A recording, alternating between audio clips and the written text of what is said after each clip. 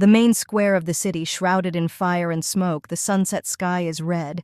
There is a girl on the scaffold, as well as the ruler sitting on the throne and his subordinates, orcs. The people are watching the action. The ruler, who turns out to be a demon, sits on the throne and threateningly assures that he is going to speak frankly. The ruler holds a daisy in his hands, plucks one petal from it, and notes, turning to the guilty one, that she and the people on whose behalf she is now speaking to him have taken the first step on the path to prosperity. The representative of the people kneels before the ruler, who, crossing his legs, looks at her with a murderous look, sitting on his throne. The people are watching with fear and tension at the trial that the ruler is now administering to the representative. The representative of the people hesitantly thanks the ruler and, addressing him as Mr. Dantalian, says that besides them, there are 6 more cities that decided to support the uprising. The representative of the people notes the fact that Dantalian will need time and people to conquer all these cities, and he asks if she worries about his burden. The military really doesn't come cheap. The representative says that she can help, introduces herself as Christina, comes from a noble family, and says that her word has a certain weight in the empire, and she can force them to lay down their arms.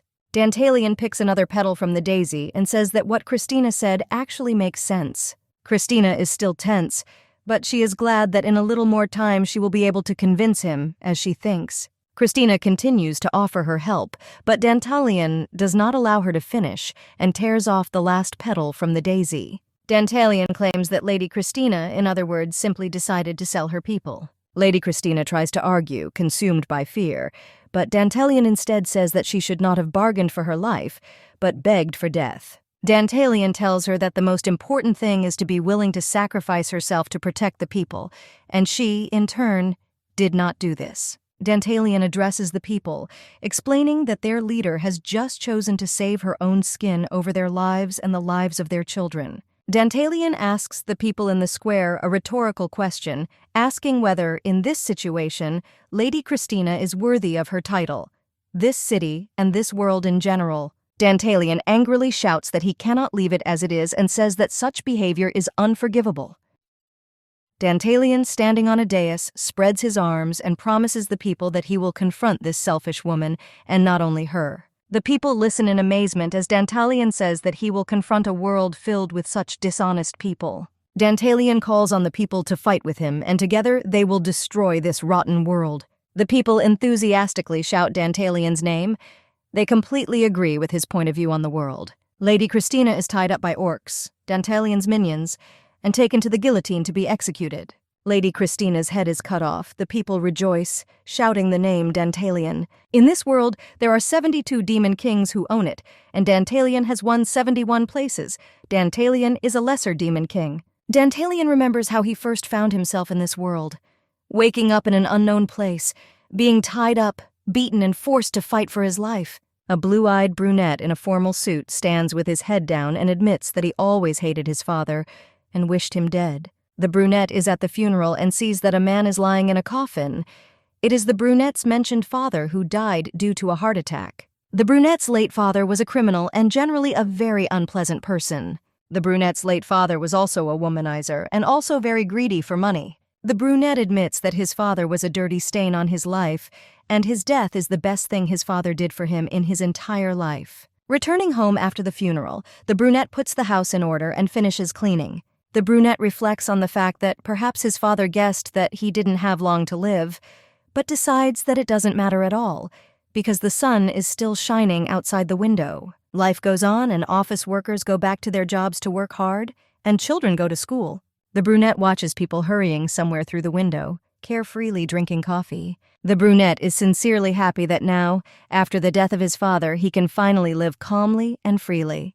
It turned out that the brunette's father was hiding his financial assets from everyone, so the brunette found $500 million in the basement of their house, which would provide him with a comfortable life. The brunette falls on the sofa and, looking at the ceiling, sarcastically addresses his late father, saying that he really was a friend to him. The brunette thinks that with that kind of money he can now get anything, a house, a car, women. He just has to want it, but he doesn't need any of it. Suddenly the doorbell rings, and the brunette rushes to open it as quickly as possible, obviously knowing very well who came to him. The brunette takes the parcel from the courier in his work uniform so quickly and disappears again into the depths of the house that he doesn't even have time to say anything really, and remains puzzled already in front of the closed door. The joyful brunette jumps onto his new bed, obviously pleased with his purchase. The brunette lies contentedly on a snow-white bed and reflects that having the opportunity to buy everything he wants, he decided to refurbish his bedroom, which cost 30 million yen. The brunette declares that he has 3 vows: no work, no friends, no wedding. The brunette's father was married as many as 12 times in his entire life, and the brunette would hate to repeat his mistakes. The brunette decides that from now on he will just sit at home, under the covers, and play games. For him, this is a real paradise and the ultimate dream. The brunette, wrapped in a blanket, turns on the console and turns on the game. For 2 whole months, the brunette, without leaving home and doing nothing else, played the game Dungeon Attack, and finally he managed to do it. The brunette admits that it took longer than he expected, but is content with his victory, sitting in a dark room that has become quite dirty over these 2 months. The brunette goes through his game discs, choosing what to play next. Suddenly, a notification about one unread message pops up on the monitor screen, which surprises the brunette, because he has blocked his friend list. The brunette opens the message and sees that it is just a notification from the developers, congratulating him on finishing the game, but he is not particularly enthused by their attempt to appease the players. Immediately after the congratulations notification, a request to complete a survey from the developers is displayed on the screen, and the brunette grumbles with displeasure, not understanding why they decided to conduct it so suddenly. The question appears on the screen which girls he prefers: pretty ones or more mature ones, to which the brunette does not know how to react. Despite the fact that the question seems very strange to him, the brunette chooses some answer, counting on the fact that this will be the end of the survey. Suddenly, another strange question appears on the screen. Does he like to be beaten more or to hit others? But the brunette answers here too. One after another, completely different questions of this type and no less strange ones appear on the screen, which is already beginning to irritate the brunette. The next question pops up on the screen. Does he know the end of this world? And he answers yes because he has already cleared everything in the game. The next question is whether he wants to change the outcome or not. The brunette pauses, finally becoming convinced that the survey is too alarming. Suddenly, one thought comes to the brunette's head. What if the survey could be a fake invitation? A message from scammers. The brunette thinks that scammers can steal money from him in this way, and at that moment a large cockroach crawls across the table and the brunette gets scared, noticing it, and jumps to the side. The brunette accidentally presses the button on the joystick, involuntarily leaning his hand on the table, and presses the yes answer to the question asked earlier. Suddenly the monitor begins to glow unnaturally brightly, and the brunette is blinded by a strong flash of light. The light only becomes brighter with each passing second, until the brunette is pulled inside the monitor and the room remains empty. The brunette recovers from his fainting state, trying to understand what just happened, and looks at his hands in black gloves in confusion. The brunette understands that these are not his hands and he is not in his body. The brunette is on his knees, unable to get up from pain, and strangers stand in front of him and tell him to move and quickly tell them where the treasures are. Frightening-looking men look down at the brunette and threaten that if he doesn't give them what they want, they will be forced to beat him even harder. Of all the threats from the bandits, the brunette was most affected by the title they applied to him, namely, the King of Demons. The brunette understands that from this moment his terrible new life begins. The brunette sees how his hands are shaking from weakness and fatigue. The brunette only gets worse. He thinks that a little more and he will definitely throw up. The leader of the gang of adventurers impatiently repeats his order to show them where the brunette hides his treasures. The brunette experiences indescribable fear because he does not understand what treasures we are talking about. The leader says that they are ready to hit him harder if it gets the brunette to talk. Due to his poor condition and the way the brunette suddenly found himself in a place unfamiliar to him, he does not understand anything at all what the leader is telling him, and only listens to individual phrases looking for a clue. The brunette looks around and tries to understand where he is. He sees himself in a huge cave between 2 columns, one fallen, the second intact, high, on top of which sits a statue of a gargoyle. The brunette is incredibly angry because he doesn't understand what the hell is going on here. The last thing the brunette remembers is how he sat at home and played, and he cannot remember what happened next due to severe stress caused by a life-threatening situation. The brunette puts off trying to remember what happened and instead decides that the first thing he needs to do now is understand the situation. The brunette's whole body aches in pain, and he understands that with such mutilated legs as he has now, you can't run far. The brunette is trying to collect his thoughts and understand what is happening, but this is very difficult to do due to the fact that adventurers are hanging over him, ready to kill him at any moment. The brunette hopes that he might be able to find out information from the adventurers and asks them which demon king they were talking about. The leader grabs the brunette by his red horn and mockingly asks if he is lost. The leader calls the brunette a horned brat and addresses him as the demon king Dantalian. Suddenly, the brunette remembered everything. Before he ended up here, he played an RPG game fantasy game where you need to defeat all the demon kings and save the world. The game has a ridiculously high difficulty level, and Dantalian, about whom adventurers say is a weakling and scum. Out of 72, the brunette remembers that he had just finished playing this game and realized that no matter how difficult it is for the brunette to believe it, now he is Dantalian. Dantalian is simply in a terrible situation and understands that if he doesn't Dantalian away from him with all his might. Dantalian flies back by inertia, falling on his back to the ground. Dantalian feels that the matter is rubbish, and at this rate I will really just kill him. The leader calls out to his guys, smiling meaningfully at them.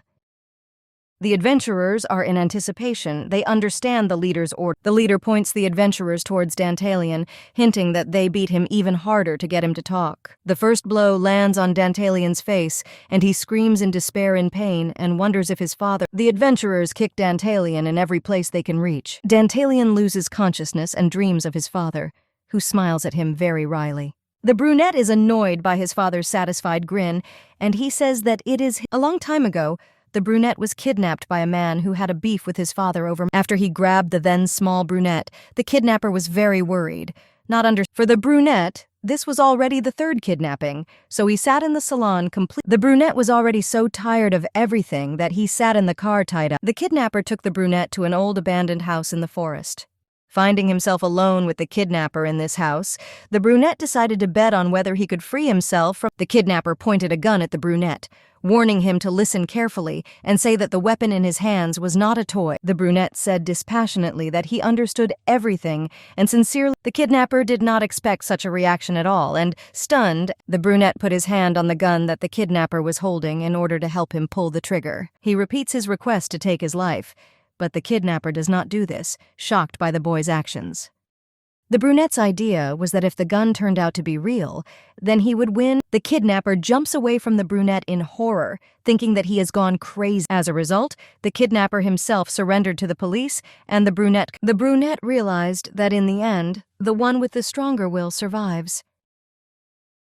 Dantalian regains consciousness and hears that the adventurers are giving him one last chance to confess where the treasure is. To Dantalian's head that, in essence, since this is a game, he can do whatever. The leader assumes that Dantalian obviously plans to... The leader orders his man to kill Dantalian, saying that they will... The adventurer, on the orders of the leader, swings a huge hammer at Dantalian. Dantalian raises his hand and suddenly shouts that so be it, he agrees.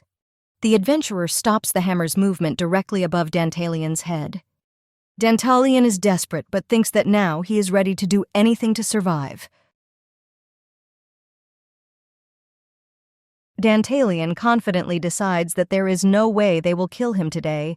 Dantalian tells the adventurers that he is ready to show them where the treasure... In fact, Dantalian has no idea what treasure they are talking about, but he is... The adventurer, who was just about to kill Dantalian, rejoices that it has finally dawned on him. Dantalian has no idea where the treasure is, but he thinks that even if... Dantalian understands that as soon as they get theirs, they will immediately kill him. Dantalian bends the knee to the adventurers and admits defeat. Dantalian tells them that the treasure is in the Demon King's chambers. Dantalian says that the treasure is hidden behind a secret magical door, and the leader is angry and warns that if Dantalian just lied to him, then he is a dead man. However, the leader turns to his minions, joyfully announcing that the Dantalian sees that the adventurers were satisfied with his... Set off with Dantalian, and he decides to use the time he has gained to come up with a rescue plan as quick. The leader orders the Demon King to move, noticing how slowly he trails towards the back of the group. The leader states that Dantalian will not be able to stall for time if he is walking so slowly because of this. Dantalian looks around for something he can use to kill these 10 arms. The leader thinks that as soon as the treasures are in his hands, Dantalian will come to an end. Dantalian looks around, still bringing up the rear of the procession, but realizes that Dantalian suddenly remembers that he is in the game, which means that Dantalian brings up a pop-up window with skills, and the one he needs is called Eye of God. This is a high-end skill that can only be acquired midway through the game, but there is a loophole. But this skill, acquired prematurely, works only in one place. In the very first called up by Dantalian shows that the castle is completely undefended and has no army. Dantalian, to his regret, discovers that he has only 100 libras in his. Dantalian calculates that he has 10 opponents, and he can hire only 8 goblins, who will not last long against adventurers. And hiring golems will also Dantalian's head, but the probability of its success is only 60%. This is too little to risk his life. Dantalian understands that he doesn't have time to come up with another plan, so he can only take a risk. For everything to work out, Dantalian will need to gain their trust. Dantalian uses the skill inherent to the Demon King, Apostle of Aphrodite, thanks to which a tablet now appears above the head of each of the characteristics of the players are currently available for study only to him. The leader notices that Dantalian is walking thoughtfully at the end of their procession and is bothered by such aloofness of the Demon King. The leader yells at Dantalian to move his legs, interrupting his thoughts. Dantalian decides that it is time for him to make his first move. Suddenly, Dantalian asks the adventurers to stop, and they turn. The leader really doesn't like that Dantalian is up to something again. Dantalian says that there is a trap in the passage, a hidden device that will release about a dozen. Dantalian says that injuries cannot be avoided, and therefore he will go first and take the damage himself. The leader doesn't think they have any reason to trust Dantalian, so he tries to stop him. One of the adventurers takes out a map of the dungeon and tries to calm the leader, saying that, judging by the map, the passage will only narrow further and it will be so dark that the devil will break his leg. Dantalian walks towards the passage, and the leader shouts at his back to stop, and not even think. Dantalian stops, but does not turn to face the leader, and says that he need not worry, because Dantalian says that they are different from other adventurers in that they do not immediately try to kill him. The leader still doesn't believe Dantalian and orders his men to follow Dantalian. One of the adventurers reminds the leader that today they almost fell into a trap at the entrance.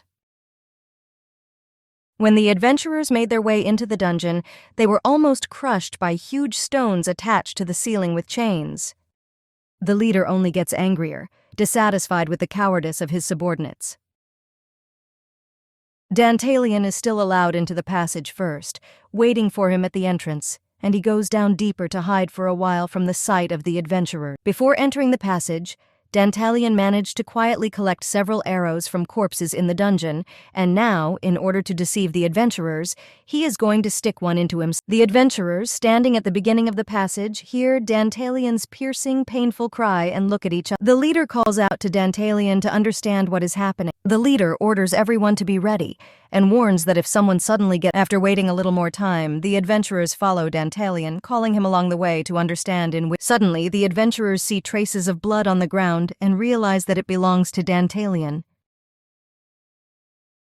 The trail of blood actually leads to Dantalian, who lies nearby with an arrow stuck. Dantalian is trying to come to his senses because he lost consciousness from pain. The leader asks Dantalian to explain to him what just happened and how things are going with the trap. When asked by the leader why he saved them, Dantalian replies that they really differ from other adventurers, in that they gave him a Dantalian says that he was careless, so his leg was wounded by an arrow, but this should not be Dantalian's confession and tries to understand whether he is really telling the truth. Dantalian looks at the adventurers in surprise, surprised that his plan worked. Dantalian, thanks to his skill in seeing the character, Dantalian is glad that the first stage of his plan was completed successfully, and now he can move on to the second stage. The leader believes that Dantalian is a rather strange guy, but he can be useful to them.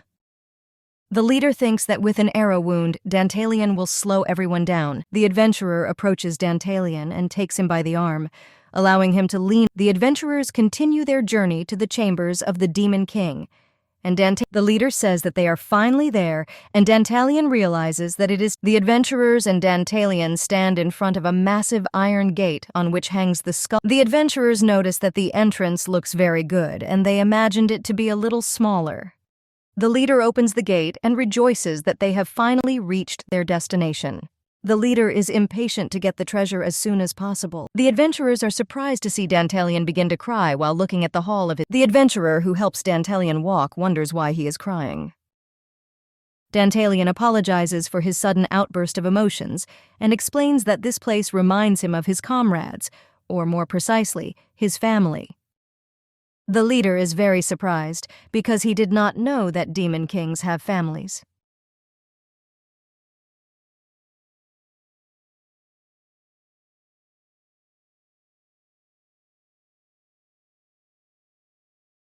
Dantalian, looking at the destroyed and dirty hall, says that even he once had people whom he considered his family. Dantalian remembers how beautiful and neat the hall they are in once was, and that one day his castle was attacked by people in shining armor, and they were ordered to capture Dantalian. At that moment, when they were about to grab Dantalian, one of his subordinate ogres stood between him and the angry crowd. The ogre wonders if Dantalian is safe and if these people managed to hit him. The arrows fly into the ogre's back and he can barely stand on his feet, but the ogre says that he will take these archers on himself and protect Dantalian and let him run to him. The ogre is in terrible pain from the arrows pierced into his back, but keeps himself under. Dantalian has no choice but to agree and leave, saving his life. Dantalian ends his story about family that he shared with the adventurers by saying that the ogre sacrificed himself to save him. The adventurers see Dantalian mourning his fallen comrades, and the adventurer who helped Dantalian walk says that he thinks that Dantalian is not a bad demon at all, and the level of sympathy for the leader is more surprised than the others and thinks that his story is very different from the leader remembers the pink-haired girl who, before he returned to the dungeon, said that the leader decides to close his eyes to this fact. Dantalian sincerely thanks the adventurers for bringing him here and says that he was not mistaken when he said Dantalian believes that even the souls of the dead were able to rest in peace after seeing their nobility, and therefore now Dantalian's life and the treasures of his castle rightfully belong to them. Dantalian leads the adventurers into a spacious room with purple light, and Dantalian asks to allow him, as promised, to give the treasures of this castle to the adventurers. The leader chuckles, pleased with the current circumstances, and Dantalian reminds that he says that the treasure is hidden with the help of magic. The adventurers retreat to the other end of the room, giving Dantalian time and opportunity to get the Dantalian gloats, pleased that everything is going according to plan, and thinks that now all that Dantalian understands that there was never any treasure in the castle, and he only has 100. Dantalian is going to take advantage of the fact. Dantalian turns to face the adventurers and, stretching his hand up, shouts that he is the 71st Demon King. Dantalian finishes speaking and freezes, as do the adventurers, who wait with bated breath for further action. Suddenly, handfuls of real silver coins that Dantalian had just. The adventurers rejoice, grab the coins believing that Dantalian did not deceive them. The leader laughs madly, rejoicing at his success, and the leader decides that now he will not kill Dantalian because he can be useful to them. Dantalian says that 30 more adventurers have just entered the dungeon. The leader and his men are frightened by the fact that they will probably have to fight for their treasures with some other thieves. Dantalian says that he knows about the arrival of other adventurers. The leader is terrified. Because there are too many opponents, there is no way they can cope with so many. The leader asks Dantalian if there is another exit from the adventurers panic, realizing that they are now trapped and in great danger. The adventurers discuss that they cannot withstand 30 opponents. They will simply be overwhelmed. Dantalian tells the leader that he has an idea what they can do. Dantalian says that if they cannot escape, then the only thing left to do is face their opponents. Dantalian asks the leader if he has a map, and he says yes.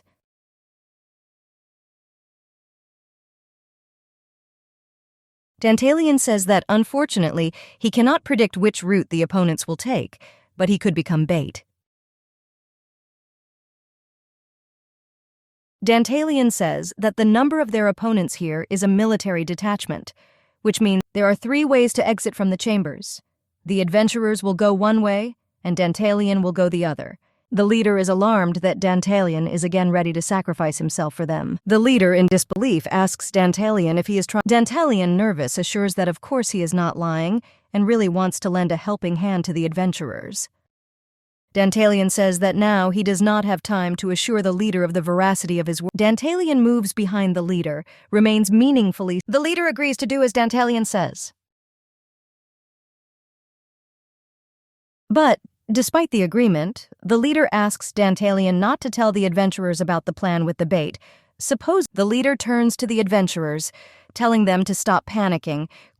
Dantalian glares at the leader's back, thinking that he knew that in the end the leader would not believe him.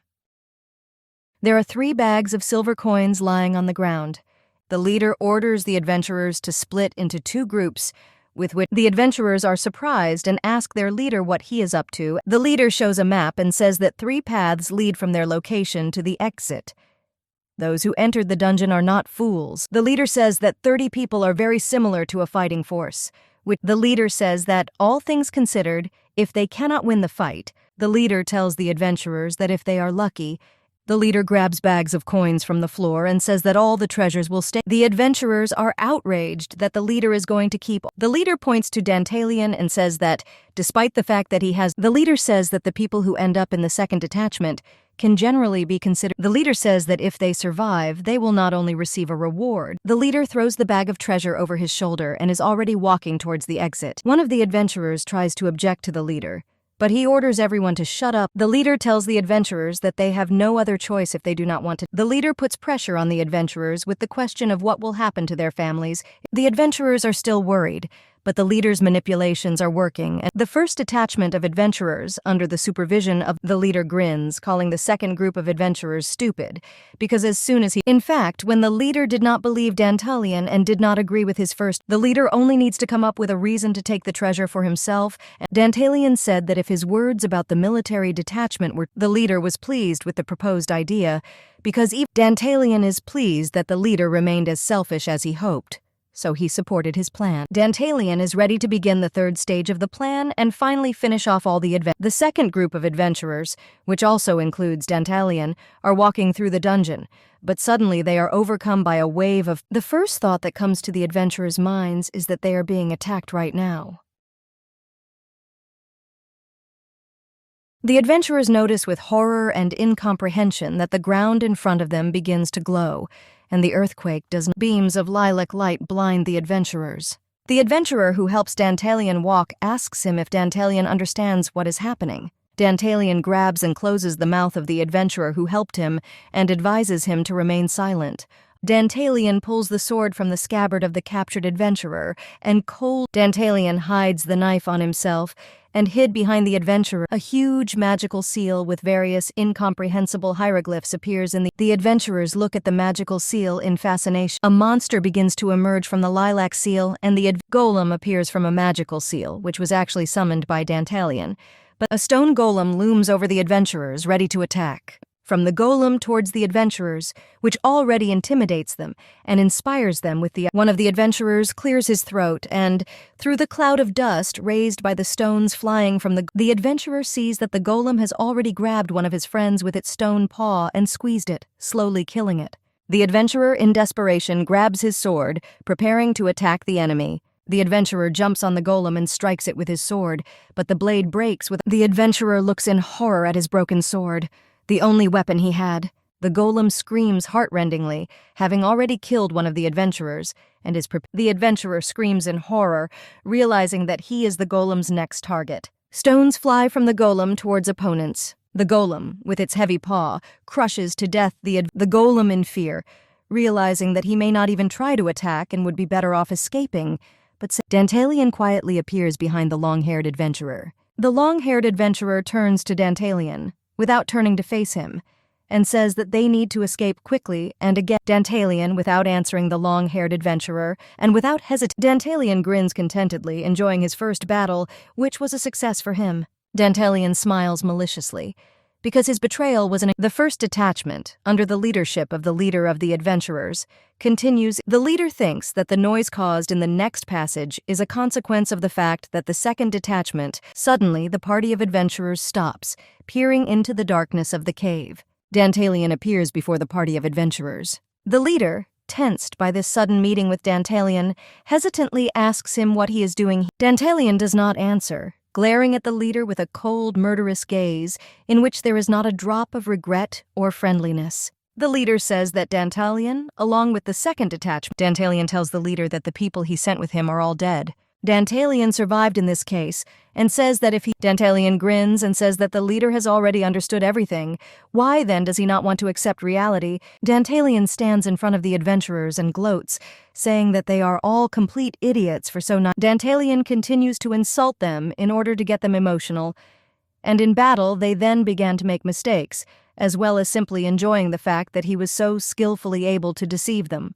The leader cannot believe that Dantalian used them so brazenly, and also personally killed their comrade. Fury bubbles up inside the leader, and he, unable to contain his negative emotions, verbally dumps his anger. The leader orders his squad to kill Dantalian, and they, without hesitation, rush into adventurers with weapons rush towards Dantalian. The golem, who continues to fight on Dantalian's side, glows with red eyes as it prepares to come to its master's. The golem immediately stones one of the adventurers so that only one hand peeks out from the pile of stone. The golem immediately grabs another adventurer and slams him into the wall, smearing him across the stones, and thereby also the third adventurer is in a state of shock, because he just had to see the death of two of his An adventurer with a hammer swings at the golem, screaming desperately, gathering all his anger in. The adventurer smashes one of the golem's paws with a hammer. Dantalian appears behind the adventurer, who was lucky enough to wound the golem, and swings his sword at him. Dantalian sighs heavily and thanks the leader of the adventurers, saying that he helped him. Dantalian's insolence and does not understand what he is talking about. Dantalian stands next to the golem, creating a very menacing and Dantalian strokes his golem with his hand and says that in fact it is easy to kill. In other words, Dantalian says that if the adventurers had not fallen for such a simple trick, and if they had thought with their heads instead of their muscles, they could have easily defeated his golem. Dantalian smiles confidently, asking what the leader is going to do now that he has left all. The leader looks at Dantalian in fear, not understanding why he has changed so much in such a short time. The leader thinks that now the real Dantalian is in front of him, and the leader gathers his strength, convincing himself that although the situation is not easy, the leader reassures himself with the fact that in his entire life, he has never gotten. The leader has one insidious idea and turns to Dantalian. The leader says that of course he is offended to admit this, but he accepts his defeat and kneels before Dantalian, asking him not to. Dantaliana is surprised that the leader so easily stopped. The leader bows his head and grins unkindly. In his hand, behind his back, the leader squeezes a sword with which he intends to kill The leader, bowing his head, counts Dantalian's leisure. Suddenly, Dantalian stops, not getting as close to the leader as he. The leader tenses up, not remembering why Dantalian stopped, violating his plan. Dantalian stands a couple of meters from the leader, who knelt in front of Dantalian. Above the leader's head, there is a red sign with all the information written. Dantalian, the only one right now who, thanks to the used game skill, sees the leader finally loses his temper. Believing that it is impossible, the leader jumps up from the ground, driven by anger and madness, pulls out. The leader rushes at Dantalian, swinging his sword at. Suddenly, the leader falls to the ground. Something prevented him from getting up and attacking Dantalian. Slime that Dantalian had just summoned, thanks to the skill of the Demon King. The slime firmly glued the leader's leg to the ground, not allowing him to budge. The leader does not give up and swings his sword again, fighting for his life despite being immobilized. The stone golem appears behind the leader and grabs his hand, firmly fixing the leader to drop his sword to the. Dantalian looms over the leader, asking how he feels. Dantalian in despair, trying to understand at what point he miscalculated, and why The leader goes over in his head all the moments when he could have made that fatal mistake. Starting from the moment when he took the map of Dantalian Castle from the pink-haired woman, the leader understands that his main mistake was that he even decided to challenge Dantalian kills the leader with his sword, winning an absolute victory over the adventurers, killing all opponents. Dantalian has a dream in which, through a white fog, He again sees his father's smile. The father tells Dantalian to be ready, because from now on, no matter what Dantalian desperately tries to disperse the white fog around him with his... Suddenly, Dantalian wakes up to someone very persistently waking him up, addressing him as, "Your Majesty, Mr. Dantalian." Dantalian sees in front of him a pink-haired girl who was just trying to wake him up. Dantalian, frightened and incomprehensible, the girl uses magic to summon a flying scroll right in front of her. The girl tells Dantalian that 2 months ago she lent him 100 libras. The girl adds that in addition, the interest on the loan currently amounts... Dantalian is trying to understand what this girl is talking about, so he remembers... Dantalian recalls that he entered the world of the game 3 weeks ago, and Dantalian received a notification that his victory was a training victory, which means that all the skills he used in battle are cancelled, but he can choose a level 1 skill. Dantalian is greatly annoyed by the fact that the entire battle with the adventurers was just the beginning. Dantalian chooses Apostle of Aphrodite as his first level. Dantalian takes the Apostle of Aphrodite skill and decides that it will be most useful for surviving in a completely new environment. Dantalian moves away from the body of the leader he killed and feels his stone golem stretching. The stone golem lifts Dantalian, and at that moment the Demon King feels how tired he is. Dantalian looks around, examining the bodies of... Dantalian lies in the arms of a stone golem and asks him to let him lie down for a while. Dantalian says that he really wants to sleep and falls asleep right in the golem's arms. The next thing Dantalian remembers after falling asleep after the battle with the adventurers, Dantalian was in the Demon King's room, which was not in the best condition. A wooden table was lying in front of a carved chair.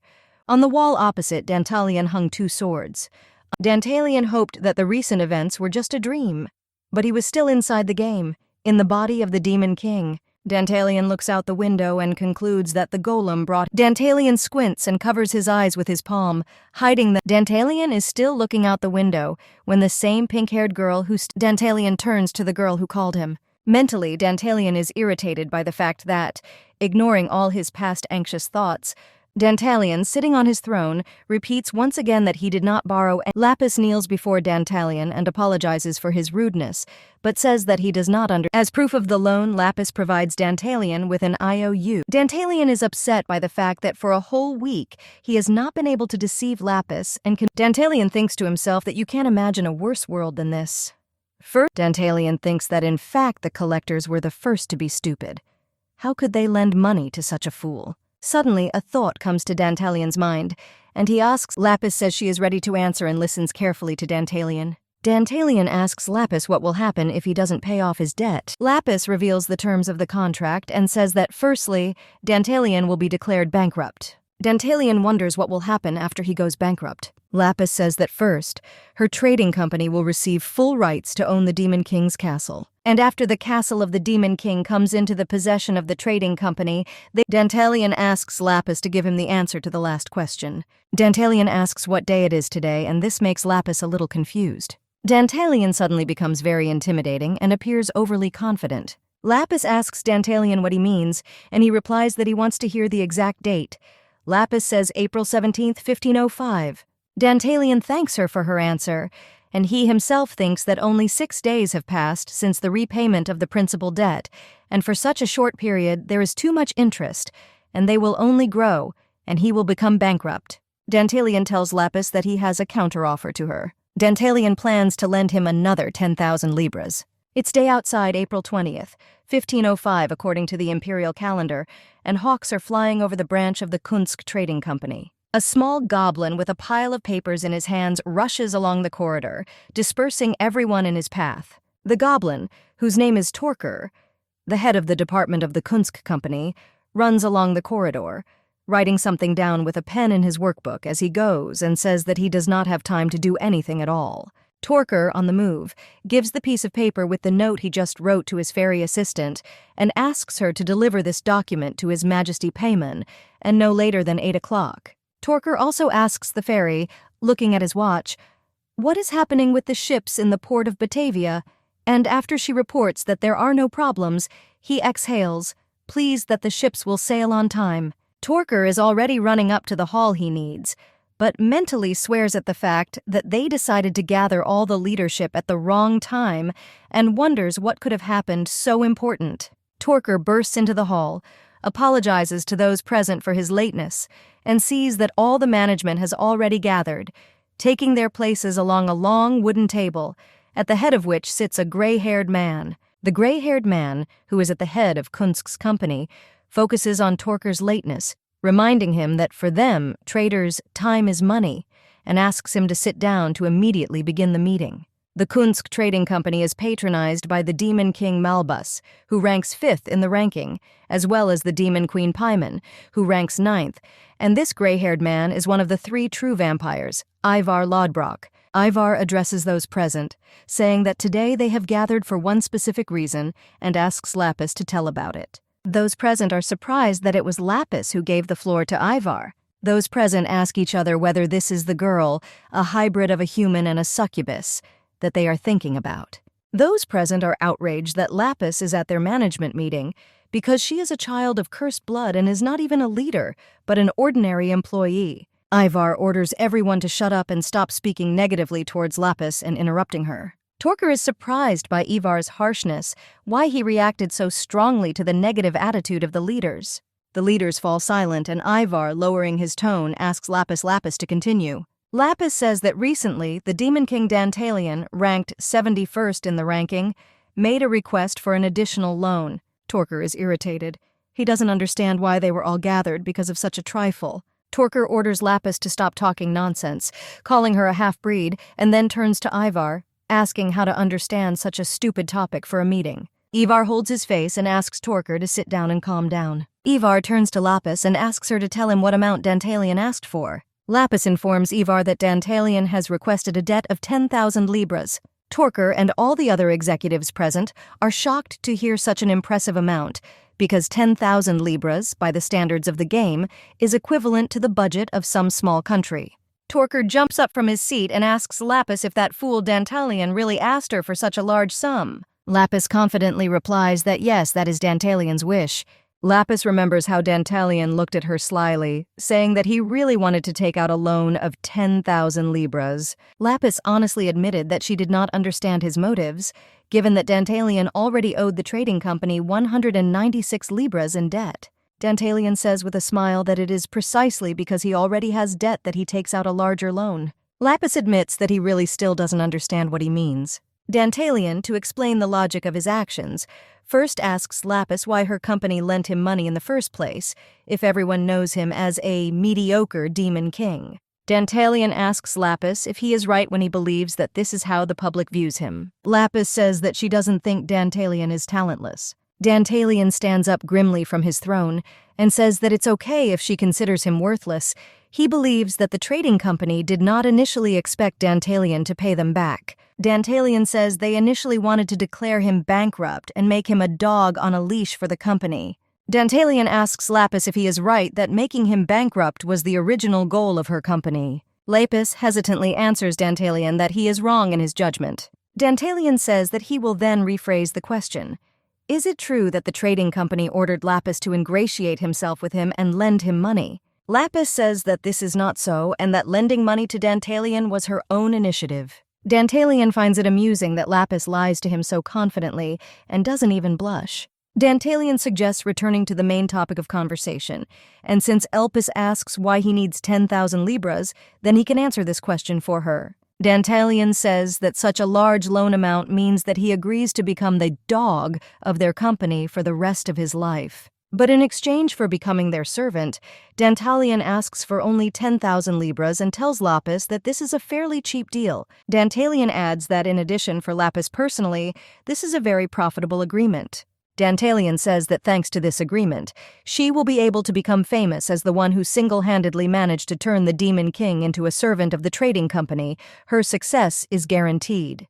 Dantalian takes Lapis's chin with his hand and mockingly calls her Lala, shortening her name. Dantalian asks Lapis if she agrees to his deal. Lapis displeasedly removes Dantalian's hand from her face. Lapis agrees to Dantalian's persuasion and is about to leave his castle.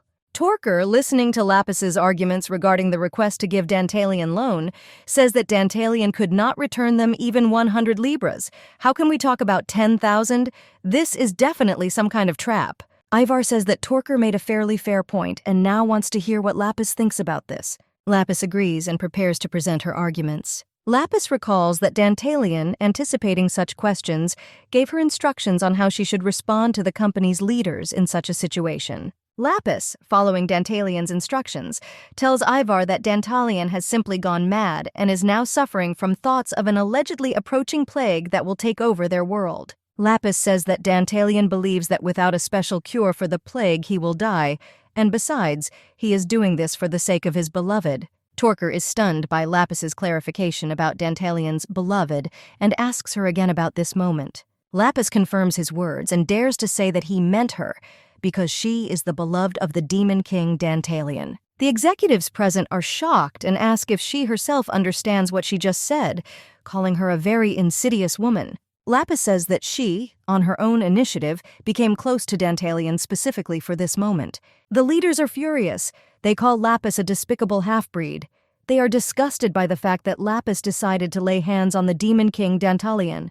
The leaders ask for this harlot to be thrown out of the hall, meaning Lapis, and laugh at the fact that she used her body to make Dantalian the dog of their company. Suddenly, Ivar stands up from his seat, filled with delight and appreciative of the fact that Lapis, a hybrid of a human and a succubus, has just recently joined their company and has already achieved such success. Torker is tense. He did not expect that Ivar would approve of such actions on the part of Lapis. Ivar is pleased that Lapis is even willing to sacrifice her innocence in order to get rid of the fate of garbage and benefit their trading company. Ivar is amused, but also delighted by the fact that an employee of their company, for their benefit, became the mistress of the Demon King Dantalian. Ivar says that they and Kunska value the merits of their subordinates, and at first he could not understand why she gave a loan to this mediocre Dantalian, but now he understands her plan, so he will allocate special funding for it. Ivar turns to Lapis and orders her to return to the castle of the Demon King Dantalian.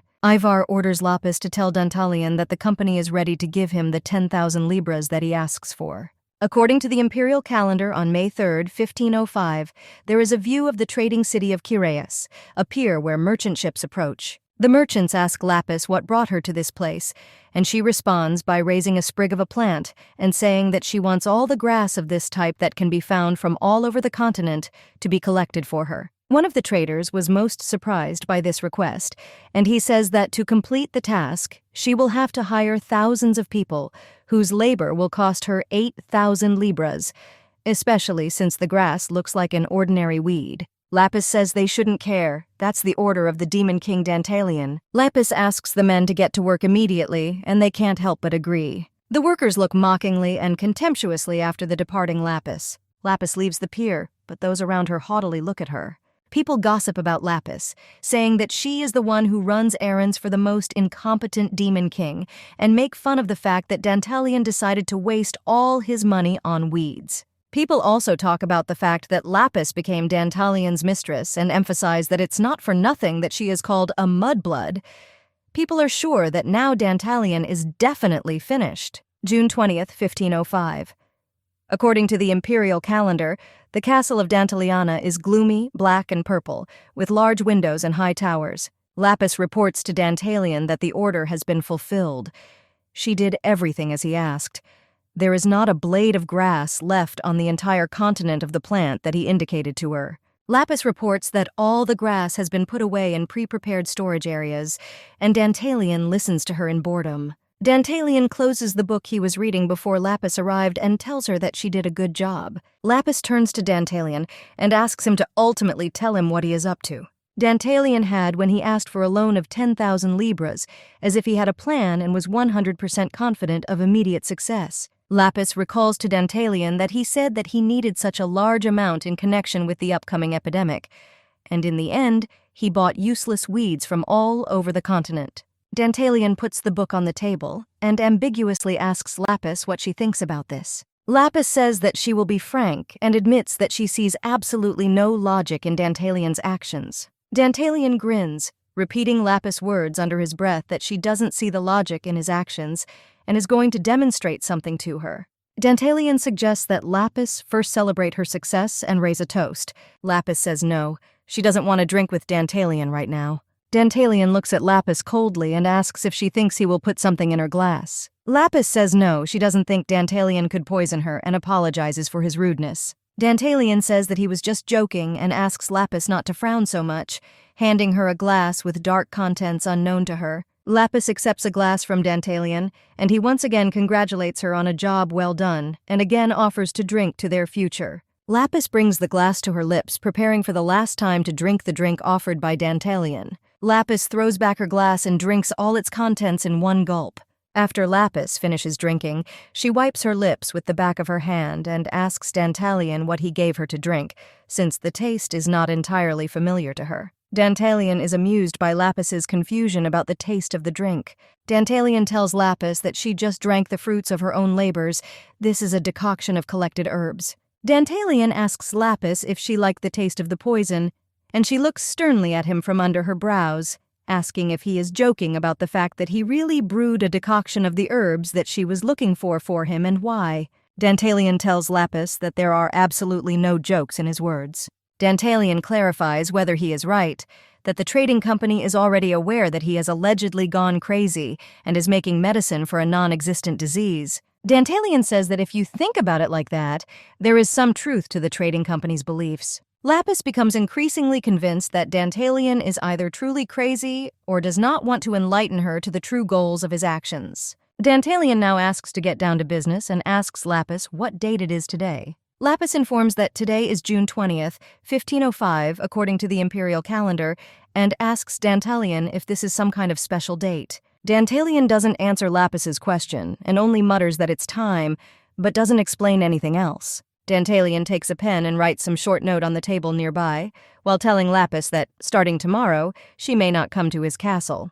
Dantalian asks Lapis to instead look at the place whose address he wrote and check how things are going there. Lapis reads the note with concentration and asks Dantalian why he needs it. What is the point? Dantalian just laughs, and instead of answering the question, he tells Lapis that she should go to the written address herself and understand everything.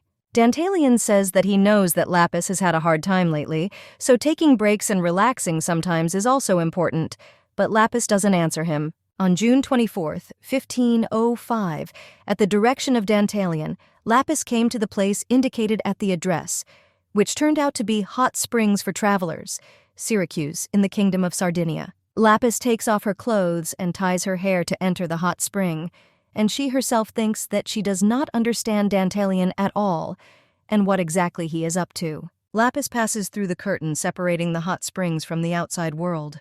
Lapis looks around, feeling a little uncomfortable. The hot springs are full of half-naked girls who came here to relax, and Lapis can't understand what Dantalian might need in such a place. Lapis slowly sinks into the water and thinks that if you believe Dantalian's note, which indicated the symptoms of a supposedly coming epidemic, then everything he says may turn out to be true. Lapis sinks deeper into the water, relaxes, and convinces himself that all of Dantalian's stories are completely impossible. He is not able to predict the future. Suddenly behind her, Lapis hears loud female screams and turns towards the noise coming to her. Lapis asks on the go what happened, running up to two girls. One had just screamed and was now lying on the ground, and the second was simply next to her at that moment. The red-haired girl tells Lapis that her friend simply fell and suddenly fell for unknown reasons. Lapis tries to shout to the girl with turquoise hair, who has become ill, asks if she can hear her, as well as what happened, and asks most importantly to try not to pass out. A delirious girl with turquoise hair repeats that she is in incredible pain. When Lapis asks about the location of the pain, the girl with turquoise hair replies that her whole body hurts, and Lapis, placing her palm on her forehead, notices that the girl also has a strong fever. Lapis asks the girl with turquoise hair to be patient for a while. Now she will take her to the hospital, but then Lapis suddenly notices something else. On the neck of a girl with turquoise hair, the skin begins to turn black, becoming covered with dark spots. Lapis remembers Dantalian's note, which was written point by point. Kingdom of Sardinia, Syracuse, hot springs, body pain, fever, black spots. Lapis is overcome by a sudden realization, but there is no time left to think, since a crowd of alarmed people is already rushing towards her, towards the victim.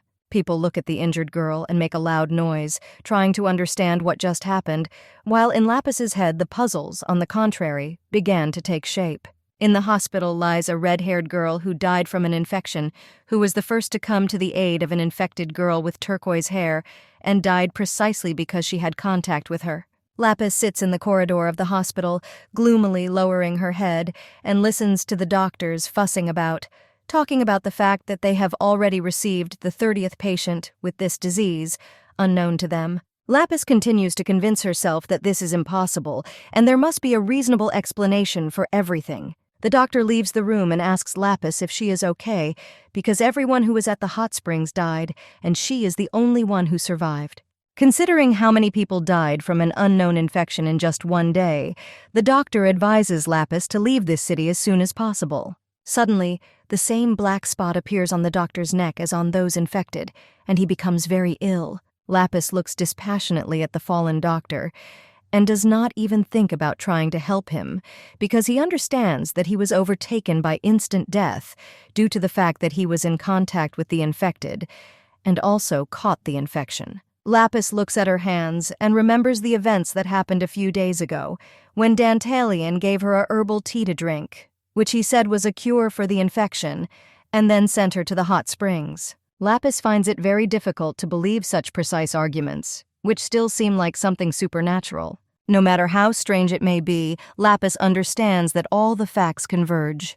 Dantalian was indeed able to foresee the epidemic. On July 16, 1505, according to the imperial calendar, the Kunsk Trading Company, in the Amstel department, flies along the corridor a little fairy, the assistant of the goblin Torker.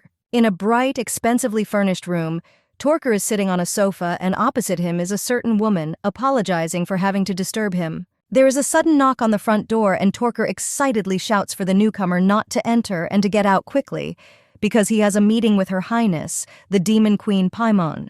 Paimon tells Torker that everything is fine. The matter must be very urgent if someone is barging in on them like that. Paimon says Torker can let his worker in, it's not a problem. Paimon is considered the queen of charm and beauty, in addition to being ranked 9th in the ranking of demon kings. Torker quickly apologizes to Paimon for the inconvenience, and immediately switches to the newly arrived person, cursing, ordering her to quickly lay out whatever urgent matter she has. The assistant fairy excitedly begins to explain to Torker that the head office recently contacted them. Torker takes the scroll that she brought from the fairy's hands and thinks that if there is something frivolous about his friend in the scroll, then he is definitely a corpse. The contents of the scroll turn out to be more impressive and unexpected than Torker originally thought. The scroll contained news about an outbreak of a deadly infection that is spreading insanely quickly between people, and seeing Torker's frightened face, Paimon tries to understand what is written in the scroll. The scroll also states that only the Demon King Dantalian has a cure for the infection, and therefore his current wealth is estimated at approximately 3 million gold. Paimon, seeing Torker's irritation, extends his hand to him and asks him to let her look at the scroll too. Torker gives Paimon the paper, and she reads it thoughtfully with an unreadable expression on her face. Torker tries to say something to Paimon, but does not find the strength to finish the thought before she finishes reading the news. Paimon notes with a slight smile that the news that only Dantalian has a cure for the infection is very interesting. Dantalian reflects melancholy amidst the weather that a storm is approaching the castle. Dantalian stands looking out of his bedroom window as the front door behind him opens. Dantalian turns around and tells the newcomer that she showed up earlier than he thought, and asks if she managed to relax at least a little. Lapis, who entered the room, looks displeasedly at Dantalian without answering him. Dantalian tells Lapis that she looks quite pale, and suggests that she didn't enjoy the hot springs very much. Lapis directly asks Dantalian if it is true that he knew everything perfectly from the very beginning. Dantalian replies with a smile that he doesn't understand at all what Lapis means. Lapis asks Dantalian not to prevaricate and mentions the epidemic in Syracuse, which he knew about in advance. In addition, Lapis notices the fact that the herb he told her to collect turned out to be a miracle cure. Dantalian's castle, as he correctly noted while standing near the window recently,